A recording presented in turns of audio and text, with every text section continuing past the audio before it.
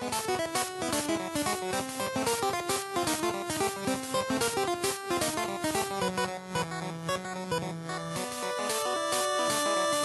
again, everybody, and welcome to another episode of Fun and Games Podcast. I'm Geoff Moonen. And I am Matt, a.k.a. Stormageddon. And you're listening to episode 119. And this episode, we wanted to do a little bit of a series retrospective. We haven't done one in a little while. We did Metroid. And we've talked about Metroidvanias. So let's talk about the other aspect of all that. Today, we're going to talk about Castlevania. Yeah, we handled the Metroid. Now it's time to tackle the Vania. And the great irony of this is, though the namesake of this genre that still needs a better namesake that no one can agree on, it hasn't fit that format in a while. Re-releases have in older games, but like the last 4 or 5 games in the franchise were very different and like still tried to give off those vibes with some minor exceptions. But like we'll get to that. But it's just very interesting that while Metroid, even in its first person incarnation, still kind of fit the vibe of Metroidvanias, that when Castlevania went 3D, like on the N64 and then later on the Xbox 360 and beyond, it didn't. And it's very interesting why they made those changes. So I guess we'll start like we usually do, talking about our earliest experiences. And of course, my earliest experiences with the OG Castlevania that came out in 1986 on the Nintendo. And I owned it. I don't remember asking for it, so I feel like it was a game that my brother had on his Nintendo that I inherited when I got my own Nintendo. And man, did I love and hate this game at the same time. Like, I specifically remember always getting up to Medusa, the Medusa fight, and then dying. And I think that's the second level or third level. Second level. Second level. And like I loved this game, but I was so bad at it. I was just not good. I've still never beaten it. Like the fights I have memorized and the stages I've memorized are the first 2 because I played them over and over and over again. It wasn't until the Switch version on the Castlevania collection that gave you save states that I save scummed my way all the way to, I think, level 6 or 7. I can't even remember. And that's the furthest I've ever gotten. And now I think I save scummed myself into a corner where I'm like at like 2/3 health before a boss fight. I keep dying on the boss fight. And then I save scummed during the boss fight at like half health. And so like, Oh no. Yeah, I've like saved myself into a corner, but I consider it a victory that I got further than I ever did when I was like 5. So. And it's very funny that we as American gamers consider, that sort of thing, that save scumming's a new thing for Castlevania, where the original release of Castlevania in Japan was a Famicom Disk System game, so it in fact had save files, a la Metroid on the Famicom Disk System, a la what Legend of Zelda was for us, because that was the first one that really gave us the battery, but you could save between levels in its original version, and it took us how long to officially get to do it, but that's just what it is. Yeah, but I mean, I love that game. I love the style. The music is iconic. Like I can hear as we talk about it, the little jingle that plays between stages as you're walking and it shows the map. I don't know what it was. I guess it's the aesthetic. I mean, I've always liked vampires and vampire hunters, and like I've loved like Van Helsing and those kinds of stories. And I've always been fascinated by vampires, and like I love Vampire the Masquerade. And so like Castlevania is so tied into that. What was your first experience with Castlevania? I have to assume the original as well, right?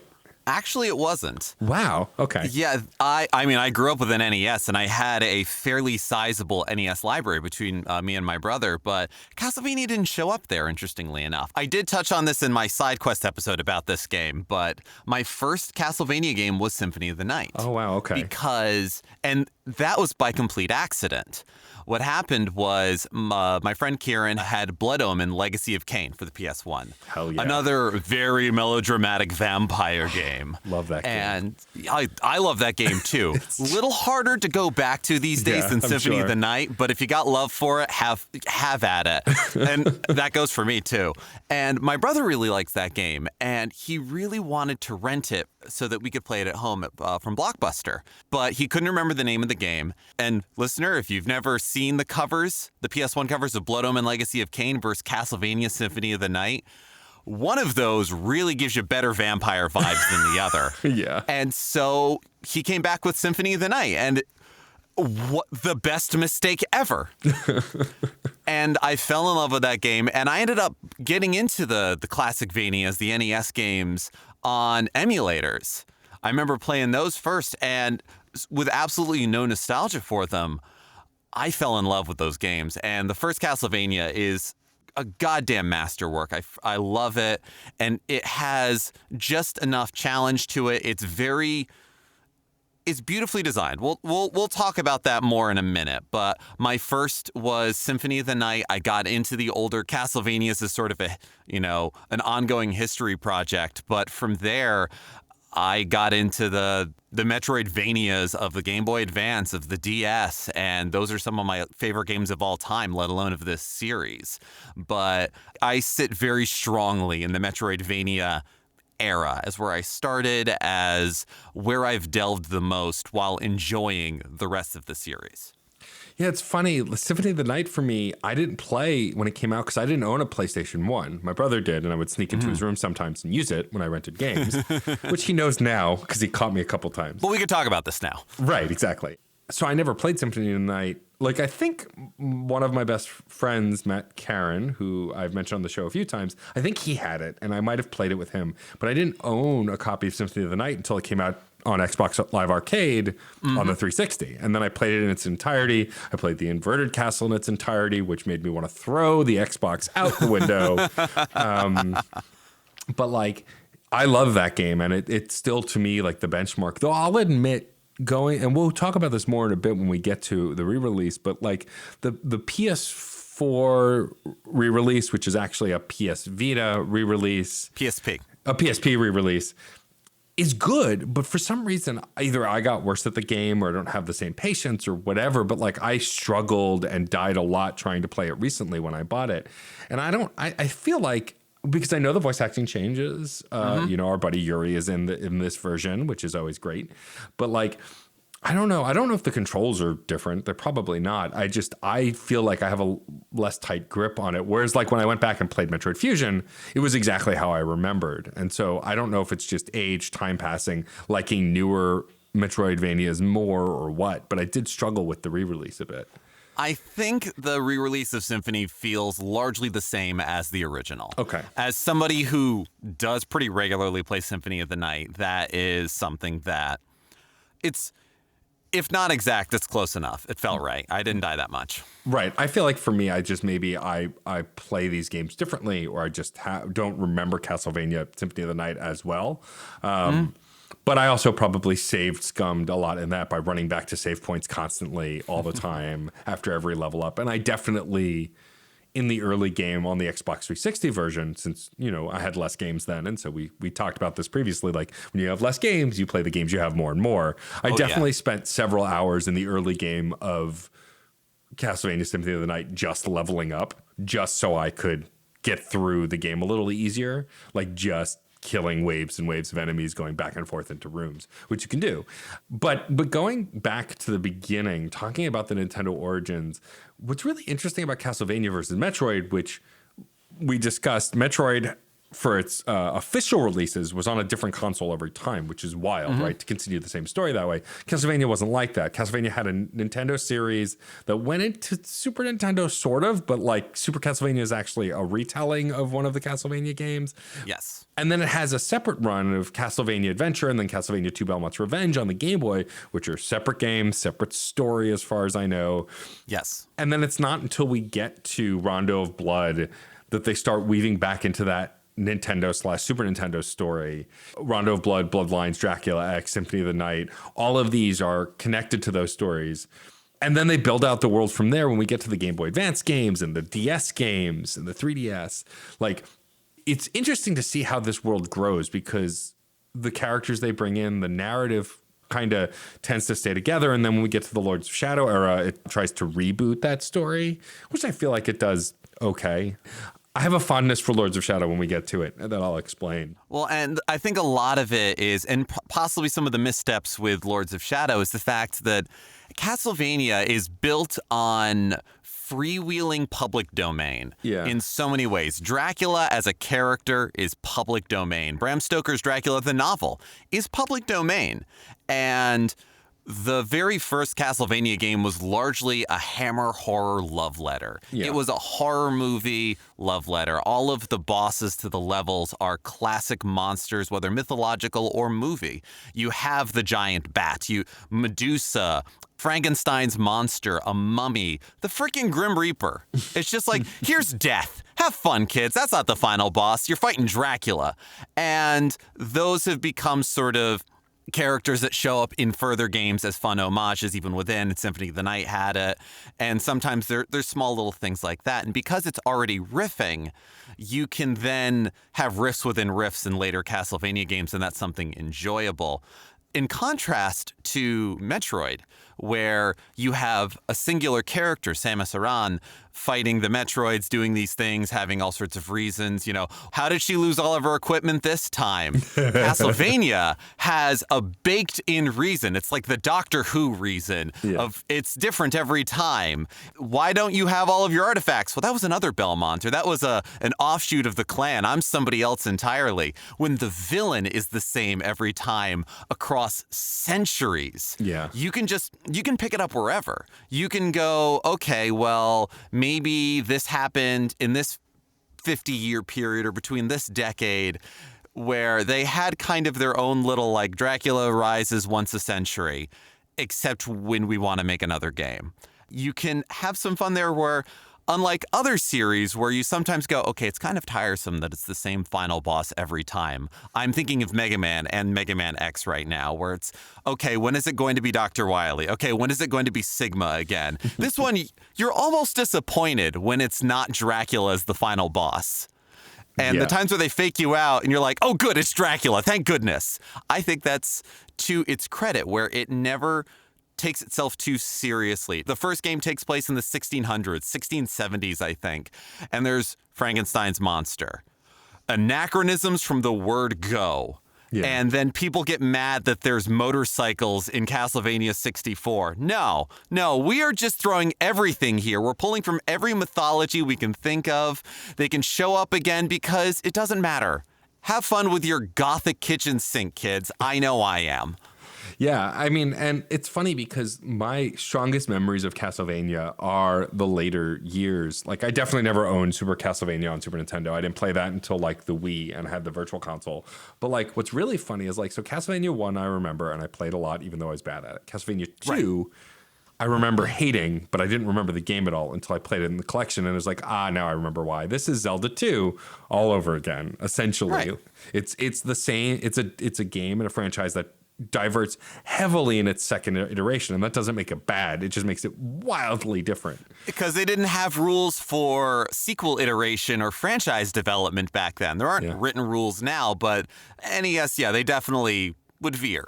Yeah, and then the third game goes back to kind of the classic feel. But what's funny to me is I didn't know until many years later that Alucard actually debuts in Dracula's Curse as a character you can unlock and spare and then play as. Which is funny because then years and years later, Circle of the Moon, a game we both love, will emulate that style and those kinds of characters, which I think is not Circle of the Moon. Aria of Sorrow. Yeah, and then Curse of the Moon, which is the Bloodstained game, yes, also apes that style. And so, like, I think it's really interesting that those first three games kind of do what Zelda did, right? It's one format, switches format for the sequel, and then for the third one, which was until Super Nintendo, in Zelda's case, it went back. And then what's really interesting also is in this canonical series, Super Castlevania is essentially a retelling of the first game, right? Yes. Well, they sort of... Oh, that's the thing. Simon Belmont, the star of Castlevania 1 and Castlevania 2, the only Belmont who, in canon, had to revive Dracula himself. Right. Which is... Talk about badass cred. I have to kill him so hard because of a curse. But they called the third game Dracula's Curse, not the second game where Simon was cursed by Dracula. Anyway, there were several iterations of the story and adventure of original Castlevania. There was Castlevania 1. Super Castlevania 4 was basically Castlevania, but for the Super Nintendo. And it wasn't called Castlevania 4 in Japan. No. It had the same Akumaju Dracula, Demon Castle Dracula. And because of that translation into demon is why we got Castlevania in the West. Because the Nintendo policies of like no reference to devils or religion or anything like that. So Castlevania, which really leans into the public domain feel of it. I love that. And then you had, actually at the same time that they were making the version for what was on the Famicom disk system that became Castlevania 1, they also made an MSX version, which was the other elements of Metroidvanias that Castlevania 2 didn't get. Yeah. And then there was the one for the Sharp computer, which was re-released in the West finally in the waning days of the PS1 as Castlevania Chronicles. Yeah. And that version where it has the original mode and the arranged mode. Castlevania 1 got a lot of permutations, like Super Mario All-Stars treatment, whatever you want to call it. Like, yeah, it's the one that's been released the most, but not direct re-release. Yeah. Kind of thing. I don't know. Yeah, it's weird. And like also what's interesting is like where Metroid, which we're going to compare it to a lot, had that clear divide and spinoff where like there were the Game Boy games, the handheld games continued the side-scrolling version, whereas the console versions were now these new 3D first-person games.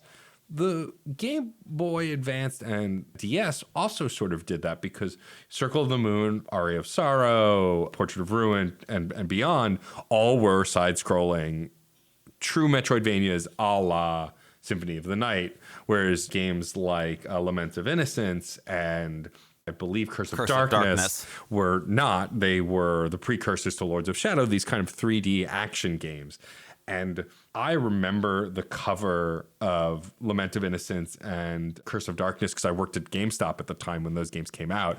I remember taking them home to play them, but I could not tell you a single thing about those games. I do not remember them at all. And that is much to their detriment. I remember a lot about the story. I could tell you plenty about the stories of what happened in those because I'm a huge mark for this kind of ridiculous lore. Right. I definitely was a very frequent visitor and poster to Castlevania Dungeon, the website that was a precursor to Hardcore Gaming 101.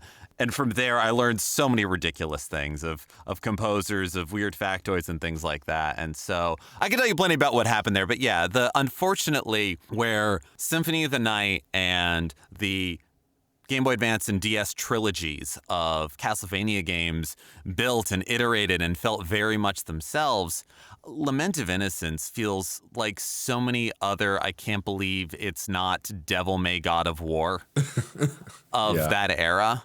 And amongst Castlevania's huge points, the things that really make the series what it is its atmosphere, is its art direction, is its design. And unfortunately, it's much easier to have those very cool designs, those atmospheric vibes, as it were, with pixel art or in 2D animation. You can get a lot more interesting things happening. And even though Castlevania 64 really went for it as far as wild ideas, it still is a little lackluster. And Lament of Innocence is a victim of meh. Yeah. Chronically meh. It's not bad. It's just there. Yeah. I mean, that's a similar complaint folks had about Lords of Shadow, whereas I only played it for the first time a few years ago. There was a Steam sale where you could get Lords of Shadow 2, and Mirror of Fate, the PC version of the 3DS game. 3DS Interquel, yeah. All for like nothing. And so I bought them all. And I played through Lords of Shadow, and I liked it. I think that even though it had this God of War kind of feel to it, the atmosphere and the narrative still felt right. And the twist at the end that I kind of saw coming, because you don't hire Patrick Stewart to just be your sidekick, I thought that was actually really good. Unfortunately, Lords of Shadow 2, it just, I don't think, followed up what the atmosphere of that first game because they tried to modernize it as well. But I also, like Mirror of Fate, we've talked before, is by Mercury's team, who went on to do the Samus Returns remake and most recently Metroid Dread. And I enjoyed that game. It was a little redundant, but like it felt like the old DS and Game Boy Advance games in layout and style, at least. Yeah, because it was an evolution on that and on what the Castlevania series had been doing well for the last decade and change up to that point. Yeah. And I think the big struggle with rebooting the franchise at that time and why people struggled with it so much is because unlike Metroid, which is this continued long narrative over years that probably shouldn't even be the same narrative, those games still feel like you know why Samus is arriving on a planet at the start of the game, and you know what Samus's mission at the end of the game. And the extra lore stuff is great, but it doesn't affect your enjoyment of the game. And I think with Castlevania, for many years, it was the same way. It was technically a continued story, but you're playing new characters in this bloodline, and the games are isolated incidents that you can enjoy on their own without knowing all of the backstory. Whereas Lords of Shadow just tried to start over and say, no, but the lore is really important, and so we're going to retell it with these 3 games. And they ended up flopping. I think nobody wanted a retelling. People wanted, like, just do another story in that world. Why does it have to be Gabriel? Why does it have to be these other characters? And I think that's where also, like, their version of Alucard in that you never really get to see much of until Lords of Shadow 2. And even then, like, it's just, he's one of the most famous Castlevania characters besides Simon because of how popular Symphony of the Night is beyond everything. And it's hard to reboot that character. It's why I think the anime did such a good job of portraying this story, because Alucard in that anime is essentially the emo goth boy we know from that first game, more or less.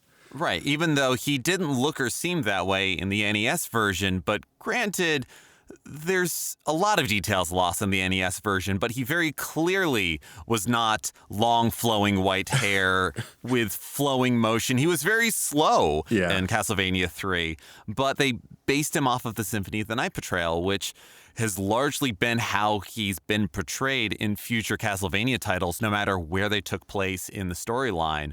Even in Castlevania Legends, the 3rd game for the Game Boy, which has the now non-canonical Sonia Belmonts, the only Game Boy Castlevania game that I owned way back when, and I wish I still had it. I don't care how people feel. I loved that game.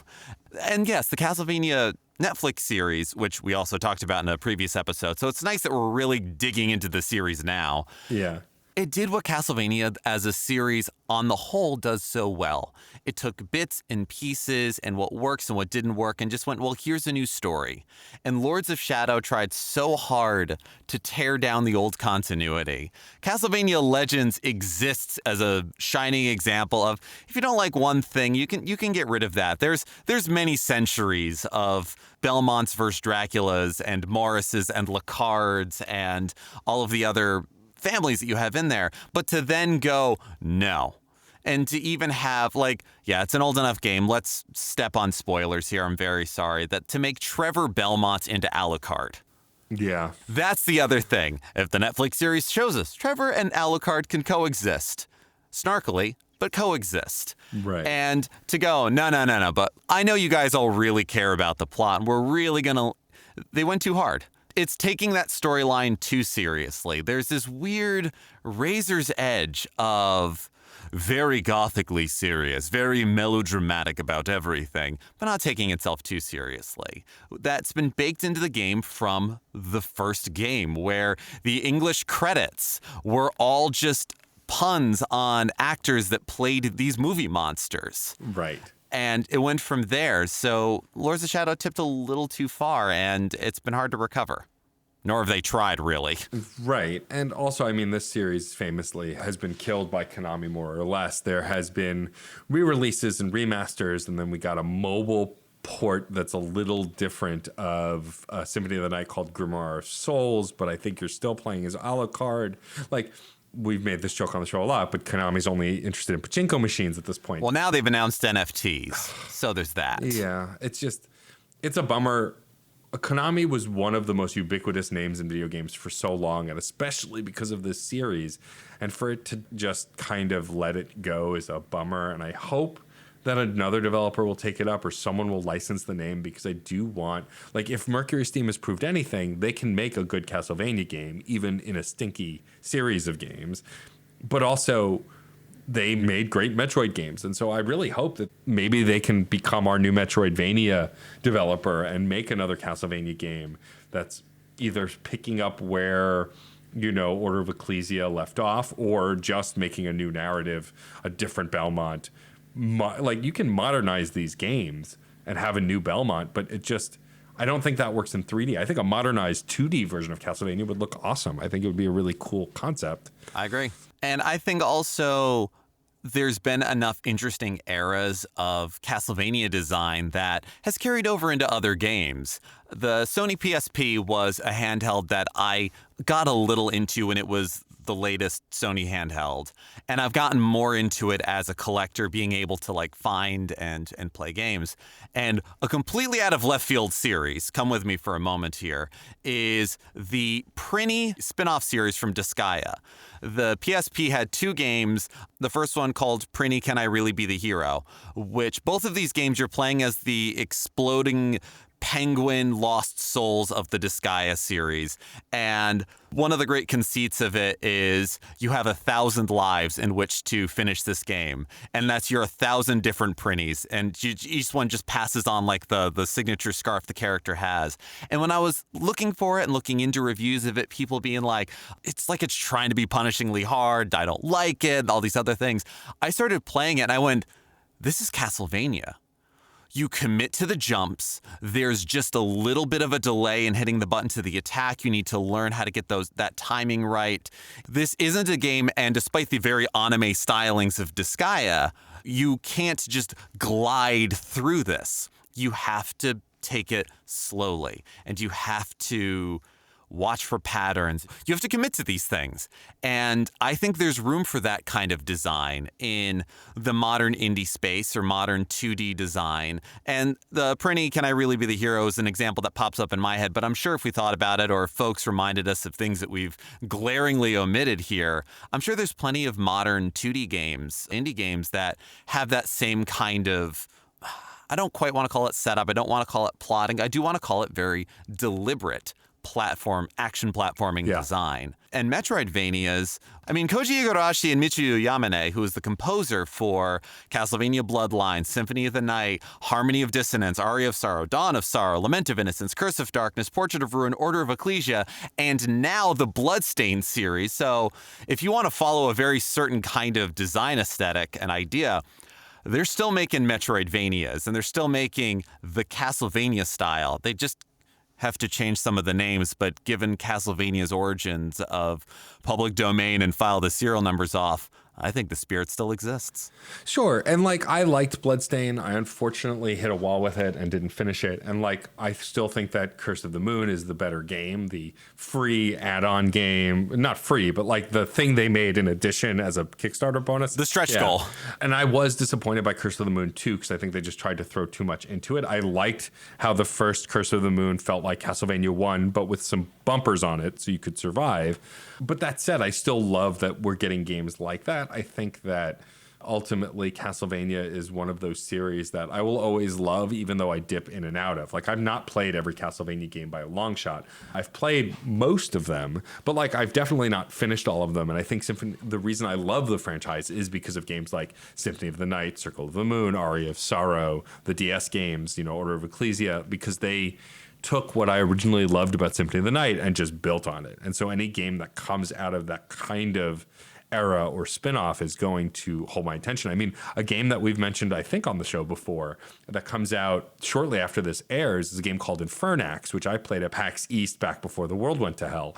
And that game is a direct love letter to the first Castlevania, but made in a way that it's approachable for newer audiences. And it looks awesome. And it's clear that these are people who played the original Castlevania, went, this is good, but what if we could make it better?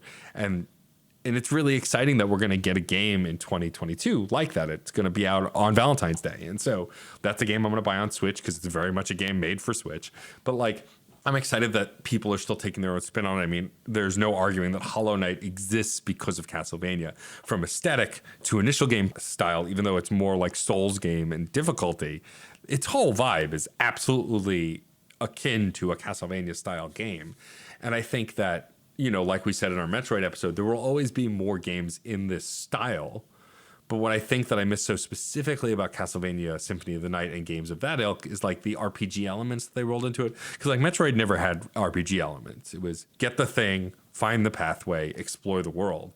But Castlevania, starting with Symphony of the Night, most boldly and well known, added a ton of RPG elements, leveling up, armor and equipment, and like that carries through the Game Boy Advance and DS franchise in different ways. And I love that part of this series. I think it's what took Castlevania to the next level as a Metroidvania, adding those RPG elements, because the original Castlevania is fun, but when you can manage equipment, you can customize the play experience, especially with a la carte back in Symphony of the Night. I think it really is what made this game more than just a Metroidvania, for whatever that means. Well, yeah, and especially because all of those aforementioned games on the Game Boy Advance and DS, they built on the Metroidvania format in terms of, here's Castlevania, Dracula's at the end, go for it. And going back to my earlier point, one of the things that makes the Castlevania series as perennial as it could be and can be is if you have, the Creature of Chaos, Castlevania, and Dracula at the end, but it's in different time periods and different heroes, they all are going to go about it in a different way. And so they were able to do a lot of different systems of how you go about that. Armor and equipment and leveling up, great. Everyone has to deal with that if we're doing the RPG elements here. But are we linking together cards to create abilities? Are we stealing souls and equipping those? Are we putting glyphs on our bodies? Do we have a partner that we need to swap between? There are all of these different spins on a fixed point that is enter castle, fight Dracula, and also allowed for smaller cycles that you could remix within a series. I feel like Simon's Quest, Castlevania 2, is a good game. It's not a great game. It deserves all of its praises and all of its admonishments.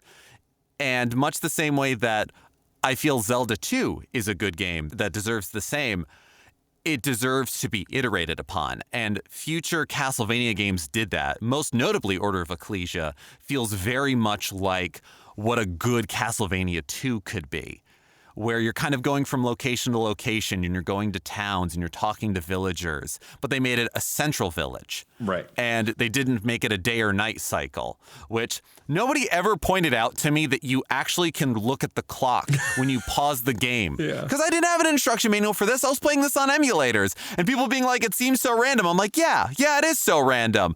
I was watching the YouTube channel You Can Beat Video Games, which does these wonderful, very expanded walkthroughs of NES titles, even ones that don't feel like they should. They have them and it's great. And one of them is Simon's Quest, and I'm thankful for it. And while he's playing through, he pointed that out, and I'm just like, oh my God.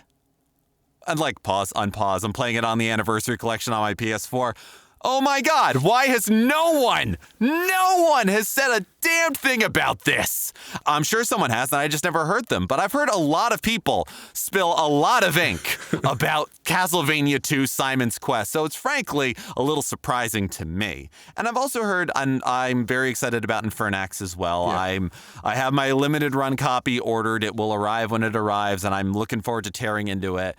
I've heard that it's also got some Castlevania 2 vibes to it. Yeah. But again, because what games are capable of on a smaller scale has evolved over the last 30 years, thank goodness. Yeah. You can have stuff where it's villages and you talk to people and there's some development here and there, and it can be digestible. It can be understandable. I mean, I feel like Simon's Quest falters a lot in the fact that in the localization process and the limitations of the NES, you don't know what anybody is talking about. None of it makes sense.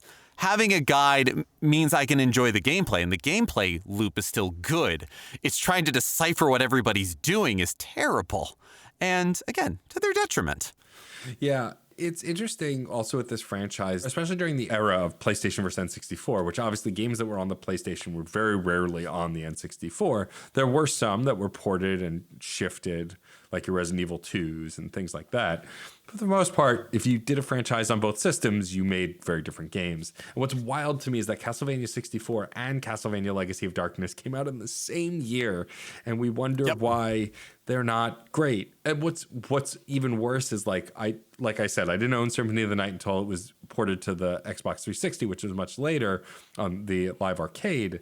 So I played Symphony of the Night at a friend's house, and then went, oh, they're making a Castlevania for the N64 also? Awesome. I own the N64. I'll play that version. And bought Castlevania 64 and was like, what the hell is this thing? The only reason I still have an N64 memory card, I swear.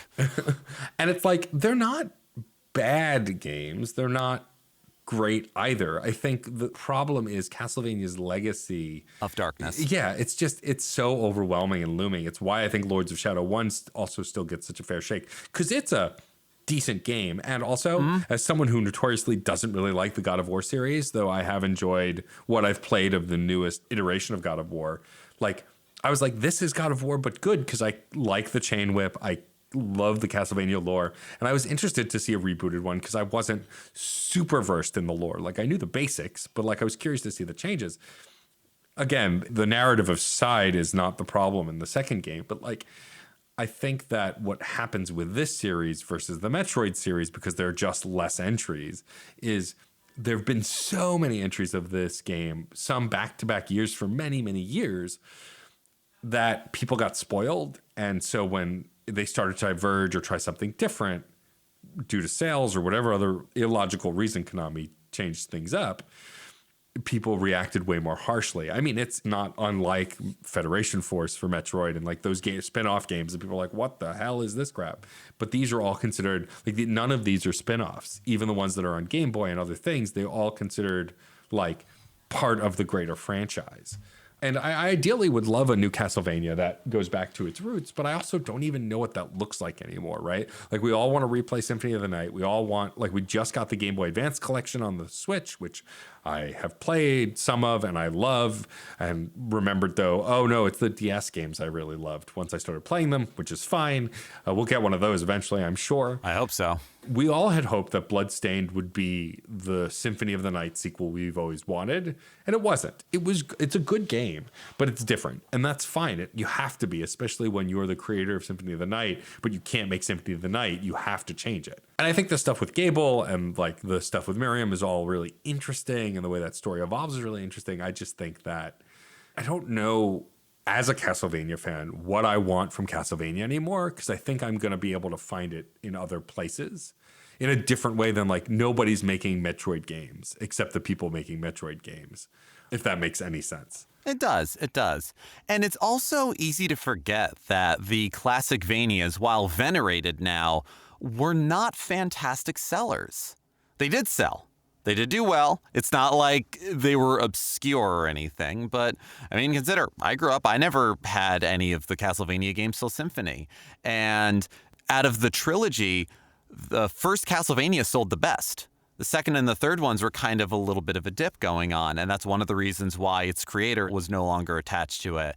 And Bloodlines, I think, didn't sell 1 million units, and it took until Portrait of Ruin before they acknowledged its story, even though, again, that's where Michiru Yamane got her start composing. There's been all sorts of rises and falls within the series, and when you look at it as a flat curve or a flat line from where we're standing right now, it's like, well, why can't they do more of that or less of that? Well, business. I mean, Lords of Shadow was probably one of the better selling Castlevania games, even if it was just the fact that it was kind of standing on the shoulders of God of War, and there's a bunch of us weirdos being like, more of the classic stuff. And I think you're right that other series and other games have been picking up those torches. And I think because there are those little small loops that have gone on and those very interesting ideas that sometimes only appear for a game or two in this very voluminous series because it was attached to a particular character that only shows up in those games. Well, you can pick that up and that's not a big deal. You can brush that off. We talked about this in the Metroidvania episode. I appreciate the fact that Bloodstained Ritual of the Night was able to kind of go, all right, so we're going to take a little bit of all of our favorite things from all of these previous Metroidvania games. We're just going to give it all to one character. Yeah, Ritual of the Night's not a perfect game, but I freaking love it. I love Ritual and I love the Curse games. I'm excited to see where they go next, and I know that my love is a little purer than a lot of others. It's not as tempered by, well, it's not this or it's not this. That's not to say that my love is better or anyone else's opinion is better. That's just where I'm sitting with the game. And it definitely does showcase how you can do some really cool design ideas with polygons and 3D stuff, but I like the pixels. I like the art ideas that can happen, but you know what? Hopefully it'll get better. That's what I'm hoping.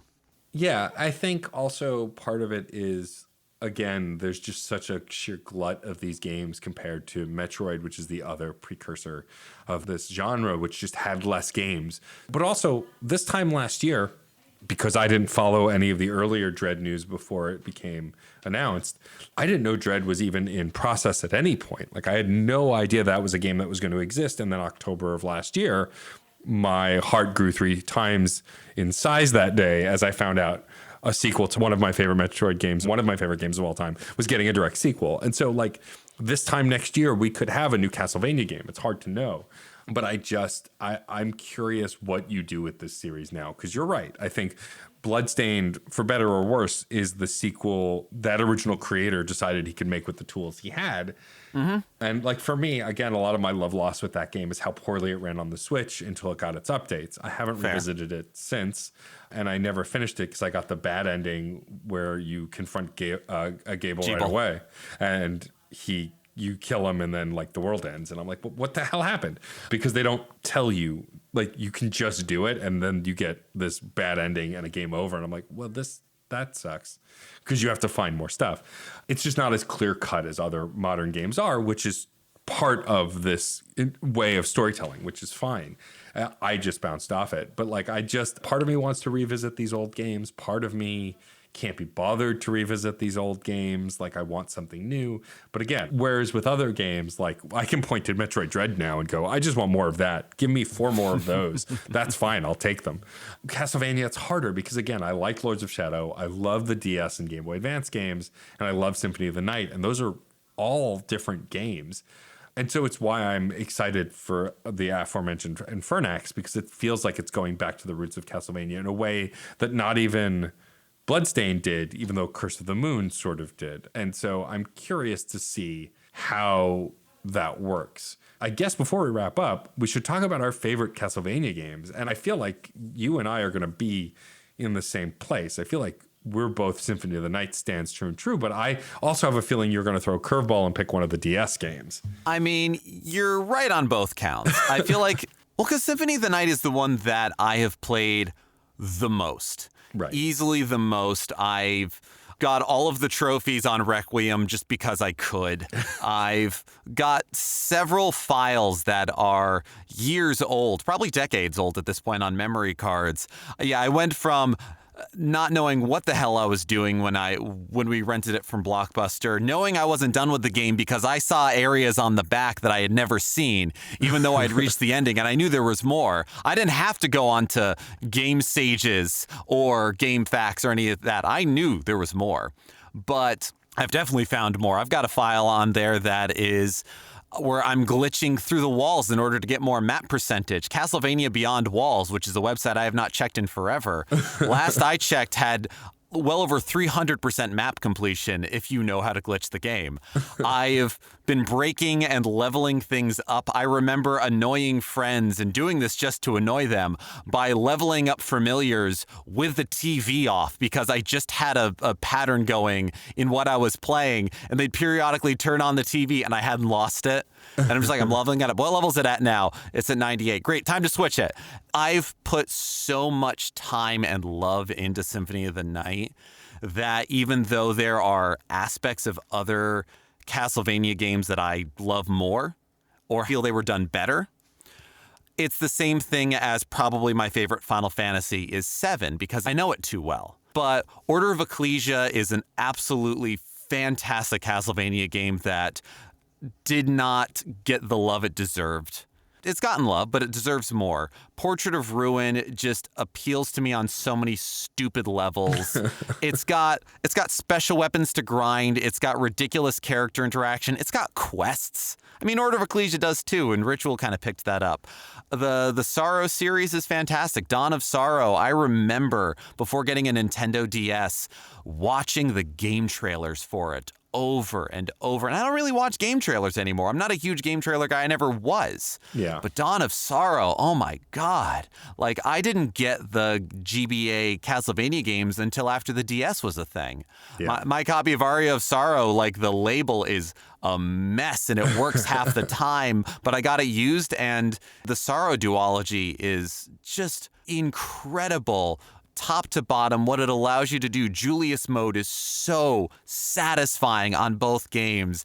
Yeah, there's a lot of RNG in trying to get all of the souls, but damn it, I got the Chaos Ring in those games. I also played through a lot. So yeah, I think you're right. Like, Symphony of the Night is my favorite, but big asterisks. Like, it is a fantastic set of shoulders upon which everything that came after danced upon. Yeah, I think I can't not pick Symphony of the Night as well. Like, I'm bummed that I lost my original Xbox gamer tag. I've now gotten access to it, but I've since made a newer one that I use for everything. And so to go back, there's no way to merge them. Nope. I don't have that old friends list anymore, and it's fine. If anyone wants to play Xbox with me, they'll find me. But like, I'm bummed because I don't have that hour count of Symphony of the Night, which I know for a fact is probably my most played game on the 360 besides Mass Effect. Wow. And it's just because, like you said, like, it's one of those games that I loved from start to finish. I loved playing over and over again. I spent too much time trying to get out of the upside down castle to the point of where, again, I wanted to throw my Xbox 360 out a window.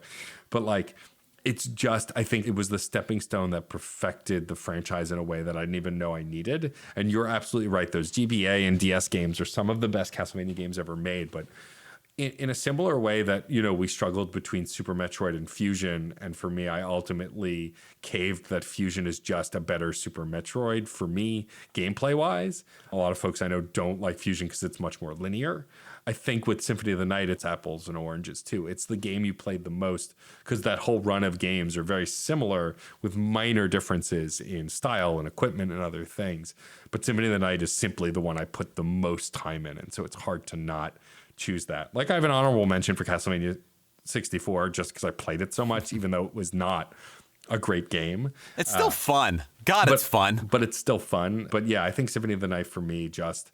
I mean, I love a pretty goth boy, so I, of course, fell in love with Alucard, but also there was something about that gameplay and how it just felt different from Metroid at the time, which I also loved.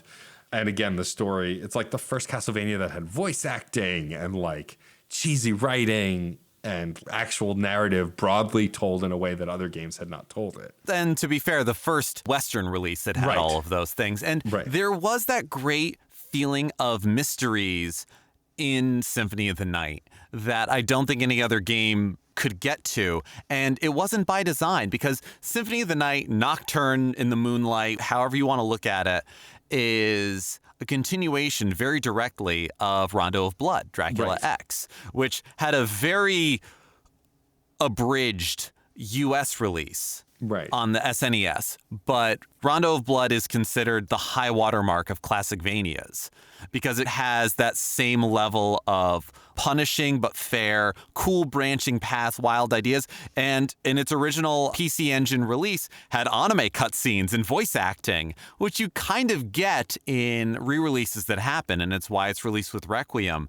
But we didn't have that. We didn't have any of that. And there was tons of rumors and weird little things. And you open Symphony of the Night playing as a Belmont that you don't know, and then they disappear, and oh my God. And then to find out later that all these things existed. Yeah. And we eventually got them. That's not something you can plan for, but created such a feeling of wonder and mystery and depth that I was certainly blindsided by, and I can't imagine I'm alone in that. And it's magic you can't recapture. For sure. Absolutely. I think in revisiting this franchise that I haven't thought too much about lately, just because there hasn't been a new release in so long, just remasters, re-releases, and collections, I'm excited that at least they're still doing collections. We got the GBA collection not that long ago. I'm hoping before the end of the Switch's life cycle, we get a DS collection as well, because those games are also really great. I'm really excited that I have Symphony of the Night again on my PS4/PS5. And so I'm glad that I have access to the games I really love from this franchise, because I have the Castlevania collection, I have the GBA collection, and I have Requiem, which encompasses most of the games I love most, except for those DS games. But I'm curious to see where this franchise goes. I don't think it's quite dead yet with these re-releases and with this now Game Boy Advance collection released. I'm hoping that we'll see more and possibly something new. That said, as always, we want to know what y'all think. There are obviously a lot of Castlevania games we didn't really even talk that much about. We didn't even attempt to explain the narrative here like we did with Metroid, because honestly, there's just so much of it. And I don't think the most important part of the games. I like the narrative, but I think how they play is the most important part of these games for sure. Yeah, their melodrama is an important part of it, but it's not the spine, it's not the backbone. And I can go full Pepe Sylvia on explaining the plot to this game, but like you said, that's not the important part. No, though you may feel differently, and feel free to tell us. But if you have a favorite Castlevania game, let us know. Tell us why those Xbox 360 releases that we kind of don't remember were good if you played them and liked them. I mean, unrelated to this, I started playing Final Fantasy 13 recently on PC, on Game Pass, because it's there. And I remember playing it on the 360, but after the opening moments of the game most recently, I was just like, I don't remember any of this or why I didn't like it, but I love the first 2 hours so far. I've been enjoying it. So like, I think a lot of those older games are just as much about frame of mind and time of life as they are quality of game. Absolutely. I mean, I came to Classic Vanias after they were first released, well after they were first released, and I imagine that's true for a lot of people. What were your first Castlevania games? What are your favorite Castlevania games? What are your favorite ways to play them now? Between the Anniversary Collection, Requiem, which as of the release of this episode has a physical version on sale at limitedrungames.com because it is the 35th anniversary of the Castlevania series in 2022, and Konami is doing fuck all with it. Yeah. And people still are going for all kinds of factoids and things. There was a canceled Dreamcast game, Castlevania Resurrections, which had Sonia Belmont in it, and footage of the demo resurfaced in 2021. People are still looking for this stuff. What are the canceled games that you wish existed? What are the side games that you wish got more love? Who are your favorite Belmonts, Vampire Hunters? I will talk about any and all of these. Like, we didn't talk about any of, I realized when I was taking notes for this episode, I could name in order, chronological order of their storyline existence, which Belmonts you play as. So, let's talk, friends. We want to know what you think about all of the Castlevania series, and you can let us know on Twitter, through Gmail, Fun and Games Pod at both of those across most social media.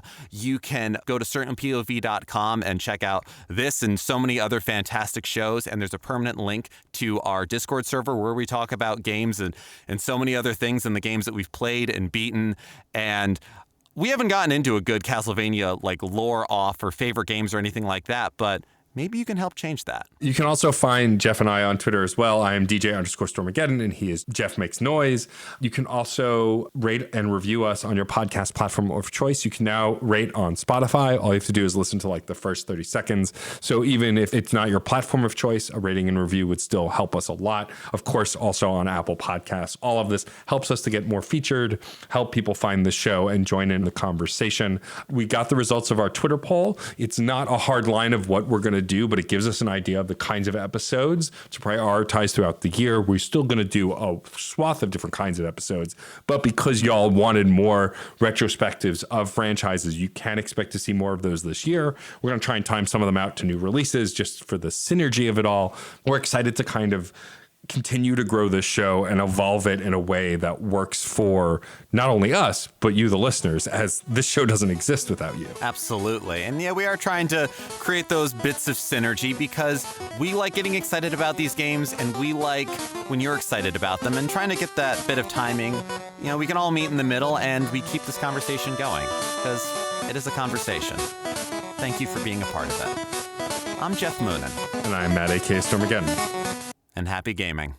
Hey, Nerf herders. You sure you want to go with that? Hey, everyone. There we go. More inviting. Have you ever had a movie that you really wanted to love, but something holds you back? Or one that you did love in spite of a flaw? Well, I'm Case Aiken. And I'm Sam Alisea. And on Another Pass, we sit down with cool guests to look at movies that we find fascinating. But flawed. And we try to imagine what could have been done when they were made to give them that little push.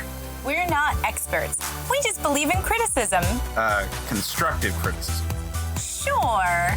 So come take another pass at some movies with us. And every now and then, we can celebrate movies that did it on their own, too. You can find us at certainpov.com or wherever you get your podcasts. Pass it on. CPOV. CertainPOV.com.